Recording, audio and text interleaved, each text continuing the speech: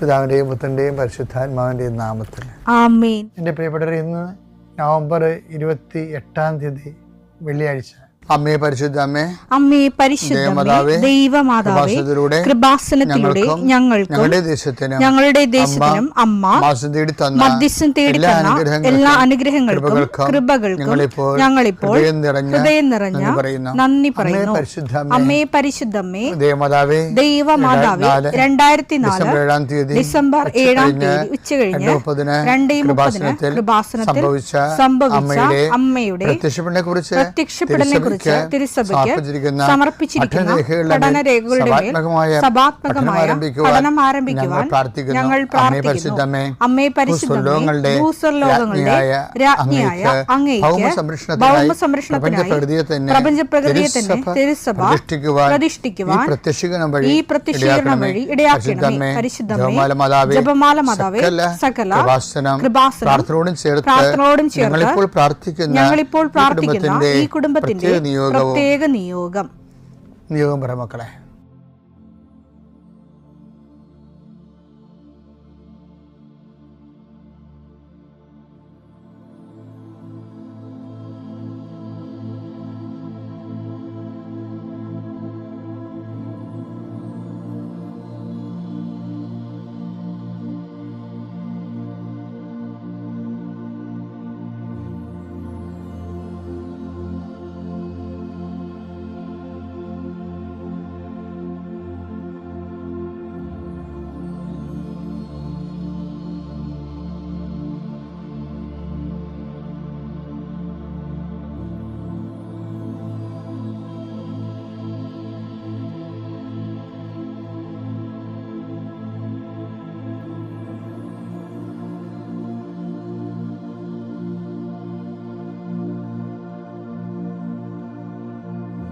അമ്മയുടെ പ്രത്യക്ഷീകരണത്തിന്റെ ഈ അനുഗ്രഹവേളയിൽ ഞങ്ങൾക്ക് സാധിച്ചു തരുവാൻ കനിയണമേ. ആമേൻ. വിശ്വാസ പ്രമാണം.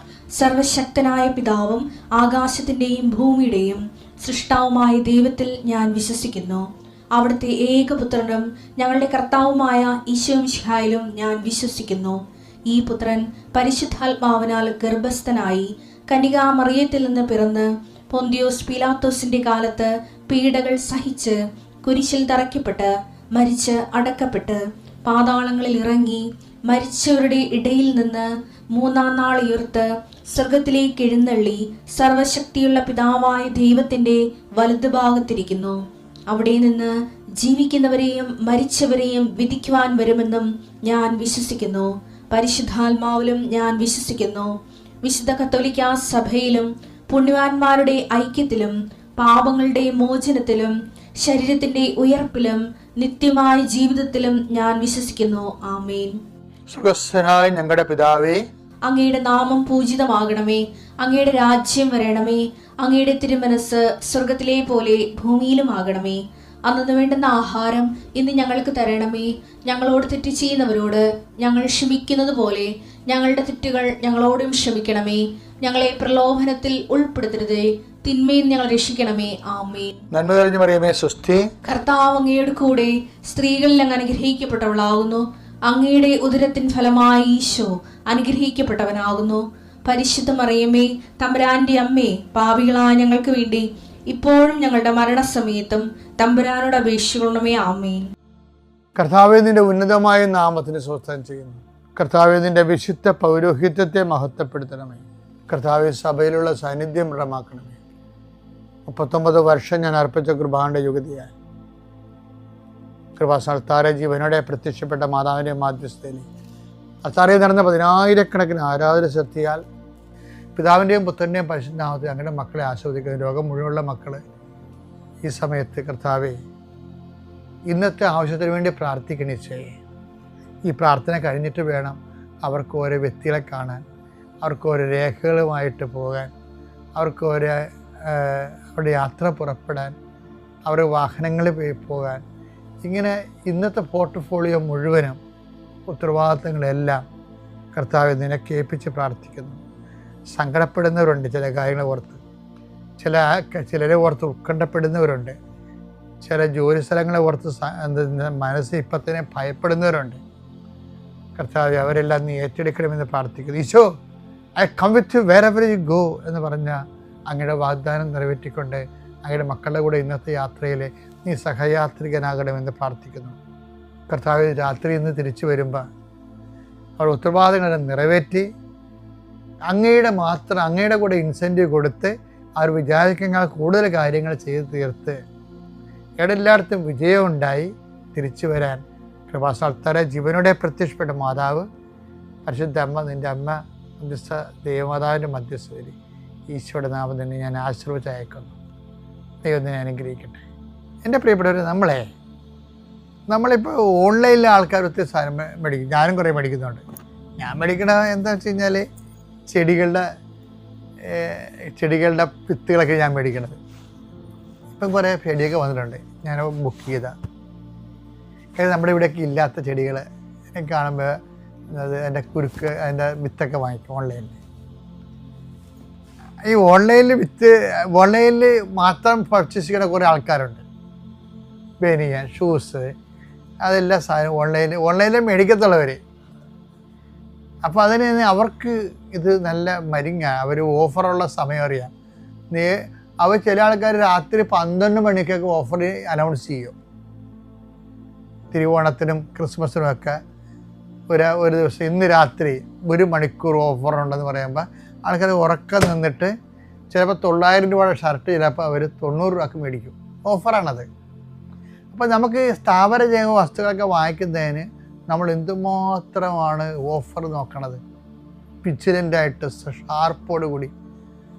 പക്ഷെ കർത്താവ് നമുക്ക് എന്തുമാത്രം ഓഫർ തന്നിട്ടുണ്ടെന്നറിയാവുക. ഈ ഈഗർനെസ് നമ്മൾ കർത്താവ് നൽകിയ ഓഫർ. ഇപ്പോൾ ഇന്നലെ ഞാൻ പറഞ്ഞേക്കാൻ നിങ്ങൾ ഓർക്കണില്ലേ, ഞാൻ നിൻ്റെ മുഖത്ത് അപ്പോൾ സങ്കീർത്തനം 32:8 എന്താ പറയുന്നത്? ഞാൻ നിൻ്റെ മുഖത്ത് നോക്കി നിന്നെ ഉപദേശിക്കും. നമുക്ക് ഏറ്റവും വലിയ പ്രശ്നം ഉപദേശമല്ലേ വേണ്ടത്. ഈ ആൾക്കാരെല്ലാം തെറ്റിപ്പോണ്ട അങ്ങോട്ട് നമുക്ക് നേരെ പോണതിന് പകരം നമ്മൾ വേറെ വഴിക്ക് പോയാൽ വല്ലയിടത്തും എത്തുക. ഉപദേശം പ്രധാനപ്പെട്ടതാണ്. നീ എന്നെ ഉപദേശിക്കേണ്ടതൊക്കെ പറയണില്ല, മണ്ടത്തരമാണ്. ആൾക്കാർക്ക് ഏറ്റവും പ്രഷ്യസ് ഉപദേശമാണ് വേണ്ടത്. അപ്പം എന്താണ് കാര്യം? നീ നടക്കേണ്ട വഴിയാണ്. യോഹന്നാൻ 16:14 വരാനിരിക്കുന്ന കാര്യങ്ങൾ അവൻ നിങ്ങളെ അറിയിക്കും. അത് വരാനിരിക്കുന്ന കാര്യങ്ങൾ അവൻ നിങ്ങളെ അറിയിക്കും. അത് ഓഫറാണത് ശരിക്കും പറഞ്ഞാൽ. നമ്മുടെ ജീവിതത്തിൽ വരാനിരിക്കുന്ന കാര്യങ്ങളെക്കുറിച്ച് നമുക്ക് കർത്താവ് സൂചന തരും. അതിനകത്താന്നും പറഞ്ഞ് ഞങ്ങൾ കൈ നീട്ടി ചെല്ലരുത്. കർത്താവിന് തോന്നണം നിനക്ക് വരാനിരിക്കുന്ന കാര്യങ്ങൾ പറഞ്ഞു തരാൻ പറ്റിയ ആളാണെന്ന്. പറഞ്ഞില്ലേ, ഞാൻ കഴിഞ്ഞ ദിവസങ്ങളൊക്കെ ഞാൻ പറഞ്ഞില്ലേ, ദൈവത്തിനൊന്നും അസാധ്യമല്ല, പക്ഷേ എല്ലാം ലളിതമല്ലെന്ന്. എന്താ കാര്യം? നമ്മളതിൻ്റെ പേയ്മെൻറ്റ് നമ്മളാ പ്രോസസ്സിലൂടെ പോകണം. ഇപ്പം ഈശ്വരനെ തന്നെ ആ പ്രോസസ്സിലൂടെയല്ല കൊണ്ടുപോയത്. അനുഭവിലൊക്കെ വിട്ട് പരീക്ഷിച്ചൊക്കെ എടുത്തിട്ടാണ് പ്രോസസ്സിലൂടെയാണ് വരത്തുള്ളത്.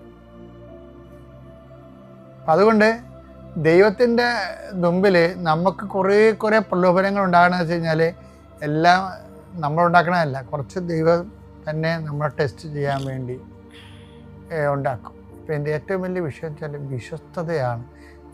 ഇപ്പം എൻ്റെ നിർമ്മലം എന്ന് പറഞ്ഞ കഴിഞ്ഞ ദിവസം നമ്മൾ കണ്ടില്ലേ, അങ്ങനെയൊക്കെ വരണമെന്നുണ്ടെങ്കിൽ ഈ ആ ടെസ്റ്റുകളെല്ലാം പാസ്സായി ഈസിയാണ്, എല്ലാം ഈസിയാണ്. ഞാൻ നിങ്ങൾ പറയുന്ന കാര്യങ്ങൾ നിങ്ങൾ ശ്രദ്ധിച്ചാൽ നിങ്ങൾക്കത് പെട്ടെന്ന് മനസ്സിലാവും. അല്ലെങ്കിൽ മനുഷ്യന്മാരെപ്പോലെ നമ്മൾ കാറുകയും പോവുകയും ചെയ്തെടുക്കും. ഇപ്പം ചില വീടുകളിലൊക്കെ ഇല്ലേ, കടലോരത്തെ ആൾക്കാരൊക്കെ, കടലോരത്ത് ഇപ്പോൾ ജീവിക്കുന്ന ആൾക്കാരൊക്കെ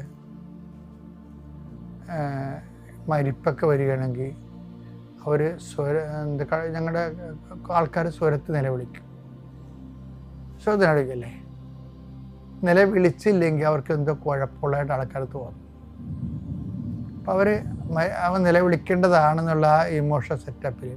പക്ഷേ വേറെ ചില സ്ഥലത്തൊക്കെ നമ്മൾ ചെല്ലുമ്പോൾ മരിപ്പ് എത്ര ഇൻറ്റിമസി ഉള്ളവർ നിലവിളിക്കാൻ നമുക്ക് കാണത്തില്ല. അതെന്താ സംഭവം?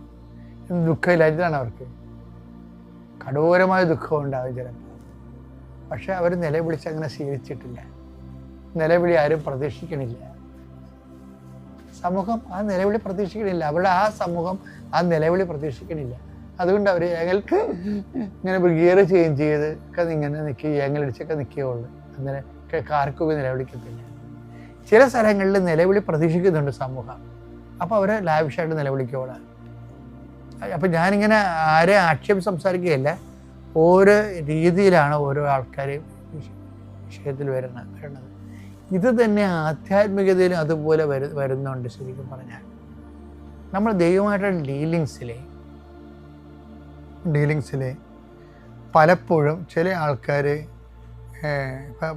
ഞാനെപ്പോഴും ഈ പരിശുദ്ധ അമ്മേനെയാണ് അമ്മ എന്ത് ചെയ്യുന്നതെന്ന് നോക്കത്തുള്ളൂ. അമ്മയുടെ ഏറ്റവും വലിയ സംഭവം വെച്ചാൽ അമ്മ ഇങ്ങനെ, അമ്മയും ഈശോയും ഒരേ ടൈപ്പാണ്. എന്താ, കൊല്ലാൻ കൊണ്ടുപോകുന്ന കുഞ്ഞാടിനെ പോലെ ശാന്തനായിരുന്നു. രോമം കത്തിക്കുന്ന ശാന്തനായി നിൽക്കുന്ന കുഞ്ഞാടിനെ പോലെ ആ മൂകനായിരുന്നൊക്കെ പറയുമ്പോൾ വിഷയത്തിൽ ഒരു ഇമോഷണൽ ലെവല് കൺട്രോൾഡാണ് ശരിക്കും പറഞ്ഞത്. ചില സ്ഥലത്ത് ഇമോഷണൽ ലെവല് അത്ര കൺട്രോൾഡല്ല. കാര്യം വെച്ച് കഴിഞ്ഞാൽ അത് സർക്കംസ്റ്റൻസ് അനുസരിച്ചാണ്. ഇപ്പോൾ മാതാവാണെങ്കിൽ ഹൃദയത്തിൽ ഭയങ്കര വിഷമം ഉണ്ടാകുന്ന സമയത്തായാലും ഹൃദയത്തിൽ സംഗ്രഹിച്ച് കളയാതെ അതിൻ്റെ സൗണ്ട് ഇപ്പോൾ സൈലൻസർ വെച്ച് കളയും. ഇപ്പോൾ ചില വണ്ടിയില്ലേ, ചില പോലീസ് വണ്ടിക്കൊക്കെ ഭയങ്കര സ്വരം, പക്ഷെ അത് വന്നെ അറിയത്തില്ല. അതേസമയം ചില പിള്ളേർ സൈലൻസറെ ബേഡ് കുത്തി കയറ്റി ഭയങ്കര സ്വരം ഇട്ടിട്ട് പോകണം കാണാം. അപ്പം അത് വെച്ചാൽ അത് അവരുടെ ഒരു രീതിയാണത്, ഓരോരുത്തരുടെ രീതിയാണത് അത് വരണത്. ഞാനെന്താ ഇങ്ങനെ പറയാൻ കാരണം എന്ന് വെച്ച് കഴിഞ്ഞാൽ, ഈ ദൈവഭാഗത്തുനിന്ന് നമ്മൾ കാണിക്കേണ്ട ഒരു ഇമോഷണൽ മച്യൂരിറ്റി ഉണ്ട് ചില വിഷയത്തിൽ. ഇമോഷണൽ മച്യൂരിറ്റി, ആ ഇമോഷണൽ മച്യൂരിറ്റി ഇപ്പോൾ ചില ആൾക്കാർ എന്തെങ്കിലും നെഗറ്റീവ് സംഭവിച്ചു കഴിയുമ്പോൾ റാഷായിട്ടൊക്കെ ഇടപെടത്തില്ലേ. അപ്പം അത് ജില്ലയ്ക്ക്, മലയാളത്തിൽ തന്നെ ജില്ലകൾ തോറും ഇമോഷണൽ മച്യൂരിറ്റിയുടെ വ്യത്യാസം, ഒരു ഇക്യു എന്നൊക്കെ പറയുന്ന ഇമോഷണൽ കോൺഷ്യസ് ഒക്കെ വ്യത്യാസമുണ്ട് ഭയങ്കര. ചില സ്ഥലങ്ങളിൽ വളരെ ശാന്തമായിട്ട് സംസാരിക്കത്തുള്ളൂ. ചില ആൾക്കാർ നിസ്സാര കാര്യം പോലും അലറിക്കൂവിയെ സംസാരിക്കത്തുള്ളൂ. ഓരോരുത്തരുടെ രീതികളാണ്. അപ്പോഴും ദൈവത്തിൻ്റെ അടുത്ത് പലപ്പോഴും അലറിക്കൂവി നിലവിളിച്ചിട്ട് എന്നെക്കാളുപരി ശാന്തത കീപ്പ് ചെയ്യുന്നതാണ് നൊബിലിറ്റി എന്ന് പറയണത്. ശാന്തത കീപ്പ് ചെയ്യുന്ന നൊബിലിറ്റി എന്ന് പറയണത് വെച്ച് കഴിഞ്ഞാൽ നമ്മൾ സബ്മിസീവ് മൈൻഡ്, ദൈവഹിതത്തിന് നമ്മൾ ശാന്തമായി സബ്മിസീവായിരിക്കുന്നു എന്നുള്ളതാണ്. നമ്മൾ ഒരിക്കലും നമ്മൾ ദൈവത്തെ ചോദിക്കാൻ പറ്റാത്ത ചോദ്യമാണ്, എന്താ എന്നോട് ഇങ്ങനെ ചെയ്തത്, അവർ നിന്നറിയാത്തവരൊക്കെ അങ്ങനെ അവർക്കൊക്കെ വലിയ മെച്ചമാണ് ഇട്ടാണ് ജീവിക്കണത്, എന്നോട് മാത്രം എന്താ ഇങ്ങനെ ചെയ്യണത്, ഇനി ഞാനോട് ദൈവത്തിന് വിശ്വസിക്കണം എന്നൊക്കെ പറഞ്ഞല്ലേ. അറിവുകേട് കൊണ്ട് പറഞ്ഞാൽ ദൈവം ക്ഷമിക്കുമെന്ന് പറഞ്ഞാലും ദൈവം ക്ഷമിക്കും. പ്രശ്നം ഉണ്ടാക്കി എന്തിനാണ് ക്ഷമ മേടിക്കണത്? മനസ്സിലായില്ലേ? എന്തിനാണ് പ്രശ്നം ഉണ്ടാക്കി ക്ഷമ മേടിക്കണത്? അതുകൊണ്ട് ആർക്കും ഒരു പ്രയോജനമില്ലല്ലോ. ഇപ്പം നമ്മളൊരു പ്രശ്നം ഉണ്ടാക്കി കുറച്ച് കഴിയുമ്പോൾ ദൈവത്തോട് ക്ഷമ ചോദിച്ചിട്ടുള്ള കാര്യമുണ്ട്. നമ്മൾ ദൈവത്തെ സ്നേഹിക്കാതിരിക്കണമല്ല പ്രശ്നം, ദൈവത്തെ പല കാര്യങ്ങൾക്ക് അവിശ്വസിക്കുന്നതാണ് ഈ പ്രശ്നം. ഓ, ദൈവം അങ്ങനെ ചെയ്യുക, ചെയ്തില്ലേ നമ്മൾ വെള്ളം കുടിക്കുമല്ല. അതാ ആൾക്കാർക്ക് ഉള്ളതെന്ന് വെച്ച് കഴിഞ്ഞാൽ ദൈവത്തെ വിശ്വാസത്തിലെടുക്കത്തില്ല. ദൈവത്തെ എടുക്കാൻ വരുമ്പോൾ എന്താ പറഞ്ഞാൽ, ഈ പൗലോസ് പറഞ്ഞിട്ടില്ലേ സ്നേഹമെല്ലാം വിശ്വസിക്കണമെന്ന്. അപ്പം നീ ദൈവത്തെ അവിശ്വസിച്ചാൽ ദൈവത്തിൻ്റെ സ്നേഹത്തെയും നീ വേണ്ട വിധത്തിൽ മാനിക്കണില്ല എന്നുള്ള രീതി വരും. അപ്പം അതുകൊണ്ട് എന്ത് വിഷയം ഉണ്ടായാലും ദൈവമായിട്ട് വേണം അതിനെ ടാലിയാക്കാൻ. പലപ്പോഴും നമ്മുടെ ജീവിതത്തിൽ ഉണ്ടാകുന്ന പല വിഷയങ്ങളും ദൈവത്തിൻ്റെ ദൈവത്തിൻ്റെ ഒരു റിലേഷൻ്റെ ബേസിൽ നമ്മൾ വിലയിരുത്തണില്ല. അത് നമ്മുടെ വിഷയത്തിലാണ് വിലയിരുത്തുന്നത്. പക്ഷെ പലപ്പോഴും നമ്മൾ ബ്രാൻഡഡ് ഡൗണായി മാറും ഇത് വരുന്നത്. ഇൻറ്റിമസിക്ക് പ്രാധാന്യം കൊടുക്കണം. ഓരോ വിഷയവും കർത്താവിൻ്റെ നാമത്തെ മഹത്വപ്പെടുത്തി ദൈവഹിതം ജീവിക്കുമ്പോൾ ടൈറ്റ് ഇൻറ്റിമസിയിലേക്കാണ് വരണത്. അതാണ് ഈശോ പറയണത്, എനിക്ക് നിങ്ങളെ അറിയാമെന്നൊക്കെ പറയത്തില്ലേ, മോസസിനോടൊക്കെ പറയുന്നില്ലേ, അത് ഭയങ്കര വാക്കാണേ. പുറപ്പാട് 33:17 കർത്താവ് മോശയോട് പറഞ്ഞു, കർത്താവ് മോശയോട് പറഞ്ഞു, നീ ആവശ്യപ്പെട്ട ഈ കാര്യവും ഞാൻ ചെയ്യും. എന്തെന്നാൽ നീ എന്റെ പ്രീതി നേടിയിരിക്കുന്നു. നിന്നെ എനിക്ക് നന്നായി അറിയാം. അതാണ് സംഭവം. ഇതൊരു സർട്ടിഫിക്കറ്റ് ആണ് ശരിക്കും പറഞ്ഞാൽ. എന്താണ്? എനിക്ക് നിന്നെ നന്നായി അറിയാം. അത് ഒറ്റ അറിവ് കൊണ്ട് വന്നതല്ല. കോഴ്സ് ഓഫ് ടൈം ജീവിക്കുമ്പോൾ ടോട്ടൽ അസസ്മെൻറ്റിൽ നിന്നാണ് വരുന്നത്. എനിക്ക് നിന്നെ നന്നായി അറിയാം എന്ന് പറയണത്. അപ്പോൾ അതിനകത്ത് ടോട്ടൽ അസസ്മെൻ്റ് നടക്കുന്നുണ്ടെന്നല്ലേ, ഓരോ വിഷയത്തിലൂടെയും വിലയിരുത്തൽ നടക്കുന്നുണ്ടല്ലോ. അതുകൊണ്ട് ദൈവത്തിരുസന്നിധി വിവേകത്തോടെ ആണ് നമ്മൾ പെരുമാറുന്നത്. ഒരു പ്രായമൊക്കെ കഴിഞ്ഞാൽ 10-30 വയസ്സ് കഴിഞ്ഞാലൊക്കെ ദൈവത്തിൻ്റെ ഇൻറ്റിമസിയിലേക്ക് വരണം. നിങ്ങൾ ഒരു 30 വയസ്സൊക്കെയാണ് ശരിക്കും പറഞ്ഞാൽ ദൈവത്തിരുസന്നിധിയിൽ പക്വതയുള്ള പൗരനായിട്ട് വരണം. 30 വയസ്സാണ്. അതിനുള്ളിൽ നീ ഇത് ലെവലിൽ വരാൻ നോക്കണം. കർത്താവ് പരസ്യജീവിതം തുടങ്ങുന്നതും ദൈവത്തെക്കുറിച്ച് സംസാരിച്ചു തുടങ്ങിയൊക്കെ 30 വയസ്സിലല്ലേ. 30 വയസ്സ് വരെയുള്ള കാലഘട്ടം കഴിയുമ്പോൾ പിന്നെ ഈ ഇൻറ്റിമസിയുടെ ടൈമാണത്. അതൊന്ന് എല്ലാ കാര്യവും ഇൻറ്റിമസി വർക്ക് ചെയ്യാൻ വേണ്ടി ഓരോ ദിവസവും അതിനുവേണ്ടി അതിൽ വളരാൻ കർത്താവ് നിങ്ങൾ അനുഗ്രഹിക്കട്ടെ എന്ന് പ്രാർത്ഥിക്കുന്നു.